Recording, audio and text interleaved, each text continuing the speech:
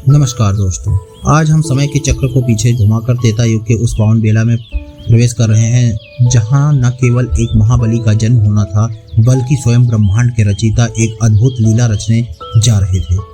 अक्सर हम सोचते हैं कि हनुमान जी का जन्म केवल माता अंजनी की तपस्या का फल है, लेकिन शास्त्रों को खंगालें, शिव पुराण, वाल्मीकि रामायण और आनंद रामायण को देखें तो पता चलता है कि हनुमान जी का जन्म अत्यंत गुप्त और दिव्य ब्रह्मांडीय योजना का हिस्सा था।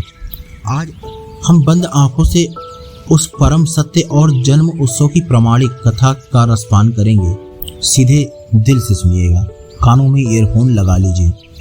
वैकुंठ का संकल्प और महादेव की व्याकुलता। कथा शुरू होती है वैकुंठ लोक से, जब पृथ्वी पर रावण का अत्याचार चरम पर था।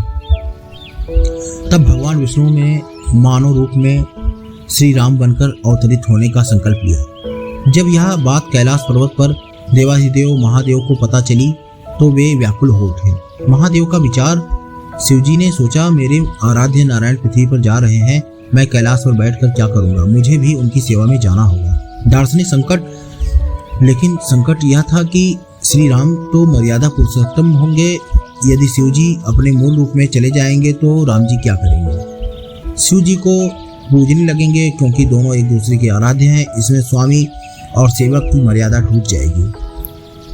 तब समाधान इस प्रकार हुआ। तब महादेव ने तय किया कि वे अपने एक ऐसे अंश को जन्म देंगे जिसमें अपार शक्ति होगी लेकिन अहंकार शून्य होगा। एक ऐसा रूप जो केवल दास सेवक बनकर प्रभु की सेवा करेगा। और इसके लिए उन्होंने चुना अपने 11वें अवतार रुद्र अवतार वानर रूप, क्योंकि वानर कुल चंचल, निष्कपट और सेवा भाव के लिए सर्वोत्तम माने गए हैं। अप्सरा का शाप और अंजना का प्राकट्य। भक्तों, अब सवाल यह था कि साक्षात शिव के इस परम तेज को अपनी कोख में धारण करने की असमर्थ या समर्थता किसमें थी। इसके लिए नियति ने स्वर्ग की एक अप्सरा को चुना। पुंजिक स्थला की भूल इस प्रकार हुई कि स्वर्ग लोक में पुंजिकला नाम की एक अत्यंत सुंदरी और चंचल अप्सरा थी। एक बार वह पृथ्वी पर घूम रही थी। वहां एक घने जंगल में एक तपस्वी ऋषि ध्यान में लीन थे।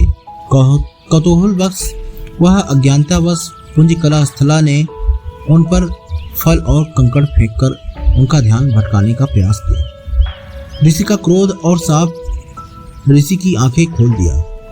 क्रोध से लाल हो गए ऋषि। उन्होंने कहा, अरे चंचल स्त्री, तूने एक तपस्वी का अपमान किया है, जा तू अगले जन्म में वानरी रूप में पृथ्वी पर जाएगी। पुंजिकला करुण पुकार करने लगी, रोने लगी, पैरों में गिड़गिड़ा के रोने लगी। ऋषि का हृदय पिघल गया। उन्होंने कहा, मेरा शाप खाली नहीं जाएगा, लेकिन तुम्हारे साथ कल्याण छिपा हुआ है मेरे शाप में।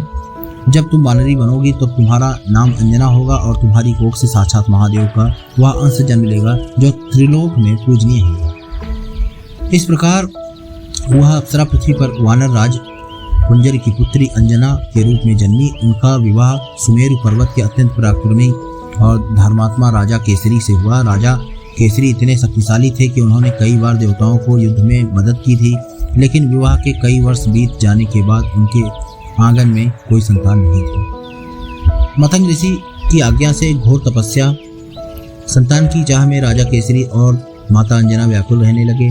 तब वे पहुंचे महर्षि मतंग के आश्रम में। मतंग ऋषि ने अंतर्दृष्टि से सब कुछ देख लिया और एक ऐसा उपाय बताया जो सामान्य मनुष्य के वश में नहीं था। वायु का भक्षण और एक पैर पर तप। ऋषि मतंग ने कहा कि हे अंजना, तुम पंपा सरोवर के पास आकांश मतंग पर्वत पर जाओ, वहां साक्षात शिव की तपस्या करो, केवल शिव ही तुम्हारी गोद भर सकते हैं। कठिन साधना माता अंजना सुमेरु पर्वत की ऊंचाइयों पर चली गई। उन्होंने अन्न छोड़ दिया, जल छोड़ दिया, वे केवल वायु हवा का भक्षण करके जीवित रहीं। तेज हवाएं बर्फबारी, लेकिन माता अंजना एक पैर पर खड़ी होकर तपस्या की। आकाश की ओर देखी, सिर्फ एक ही मंत्र गूंज रहा था, ओम नमः शिवाय। हजारों वर्ष बीत गए, माता अंजना के शरीर पे घास फूस उग गए, लेकिन उनकी निष्ठा नहीं दिखी। अंत में कैलाश पर बैठे महादेव आसन डोल गया। उन्होंने वायु देव पवन देव को बुलाया और कहा, हे पवन देव, अब समय आ गया है मेरे तेज को माता अंजना तक पहुंचाने का। आपके माध्यम से यह संभव है। अयोध्या का यज्ञ और दिव्य खीर का रहस्य इस प्रकार हुआ। अब यहाँ पुत्र कामेष्टि यज्ञ हो रहा था। दोनों घटनाओं का आपस में संबंध इस प्रकार रहा कि अयोध्या की महर्षि ऋषि श्रृंग ने नेतृत्व में विशाल यज्ञ संपन्न हुआ। यज्ञ कुंडी से स्वयं अग्निदेव हाथ में सोने का पात्र लेकर प्रकट हुए, जिसमें अलौकिक दिव्य खीर। अग्निदेव ने कहा कि राजन, इसे अपनी रानियों को बांट दो। जब महल की छत पर रानियां प्रसाद ग्रहण करने की तैयारी कर रही थी, तभी साक्षात ईश्वर की प्रेरणा से एक दिव्य चील पूर्व जन्म में स्थापित सुहागिन थी, वहां आई और झपट्टा मार के उस चमत्कारी खीर का एक बड़ा हिस्सा पिंड अपनी चोंच में दबाकर आकाश में उड़ गई। पवन देव का चमत्कार, वह चील उड़ती हुई ठीक उसी पर्वत पे ऊपर से गुजरी जहां माता अंजना हाथ फैलाकर ध्यान में बैठी थी। ठीक उसी क्षण भगवान शिव के इशारे पर वायुदेव ने हवा का एक ऐसा प्रचंड झोंका चलाया कि चील की चोंच खुली गई। वह दिव्य खीर सीधे माता अंजना के अंजलि में आके गिरी। जैसे ही खीर गिरी, आकाश में आवाज गूंजी, अंजने, यह साक्षात शिव का तेज है, इसे ग्रहण करो। माता अंजने ने आंखें खोली और प्रभु का स्मरण किया और उस दिव्य प्रसाद को पा लिया।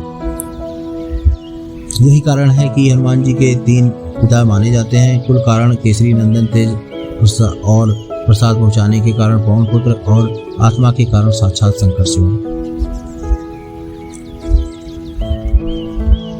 वह शुभ घड़ी आ गई कि जिसके लिए पूरे ब्रह्मांड को इंतजार करना पड़ा।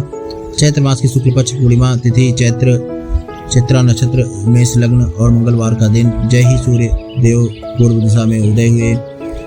माता अंजना की कोख में साक्षात 11वें रुद्र ने इस धरती पर पैर रखा।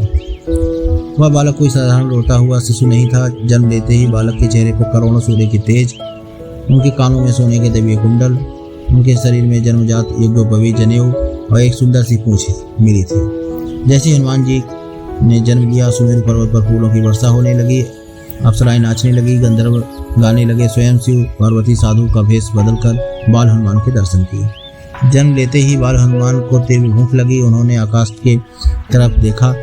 सूर्यदेव लाल लाल पके हुए फल की तरह दिखाई दे रहे थे। भूखे हनुमान जी ने एक लंबी छलांग लगाई और सूर्यदेव को निगलने के लिए आकाश की ओर चल पड़े।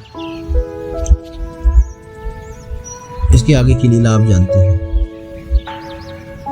आज के इस पावन यात्रा में हमने श्रवण किया कि कैसे संकल्प, तप, वायु और अग्नि के मिलन से हनुमान जी का प्राकट्य हुआ। हनुमान जी का जन्म हमें सिखाता है कि सब आपके जीवन में चारों तरफ रावण जैसे अंधकार और संकट आ जाए, घबराएं मत। अपने भीतर एक अंजना भाव को जगाइए, यानी धैर्य और अखंड तपस्या कीजिए। तब आपकी भक्ति सच्ची होगी तो पवन देव आपके जीवन में कृपा का प्रसाद गिराएंगे और आपके सारे संकट दूर हो जाएंगे।